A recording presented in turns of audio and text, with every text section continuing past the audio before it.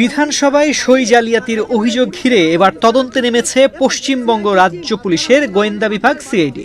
এ ঘটনায় তৃণমূল কংগ্রেস নেত্রী ও পশ্চিমবঙ্গের মুখ্যমন্ত্রী মমতা ব্যানার্জির বাড়ি সংলগ্ন দলীয় কার্যালয়ে গেছেন তদন্ত কর্মকর্তারা। মঙ্গলবার বিকেলে দক্ষিণ কলকাতার 30B হরিশ চ্যাটার্জি এলাকায় অবস্থিত মমতার বাড়ি সংলগ্ন তৃণমূলের দলীয় কার্যালয়ে যান সিআইডির একটি প্রতিনিধি দল।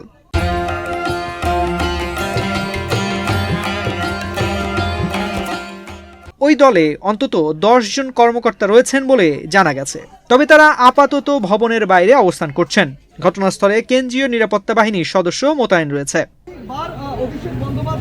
তদন্ত সংশ্লিষ্ট সূত্রে জানা গেছে, বিধানসভায় এই জালিয়াতির অভিযোগের তদন্তের অংশ হিসেবেই সিআইডির এই উপস্থিতি। অভিযোগ রয়েছে ওই ঠিকানা থেকেই বিধানসভার স্পিকারকে একটি চিঠি পাঠানো হয়েছিল, যেখানে একাধিক বিধায়কের সই জালিয়াতির অভিযোগ উঠেছে। তবে এ বিষয়ে এখনো আনুষ্ঠানিকভাবে কোনো মন্তব্য পাওয়া যায়নি সংশ্লিষ্ট কর্তৃপক্ষের পক্ষ থেকে। অন্যদিকে জানা গেছে, মমতা ব্যানার্জি এবং তৃণমূল কংগ্রেসের সর্বভারতীয় সাধারণ সম্পাদক অভিষেক ব্যানার্জি উভয়েই বর্তমানে কলকাতায় নেই, তারা দিল্লিতে অবস্থান করছেন।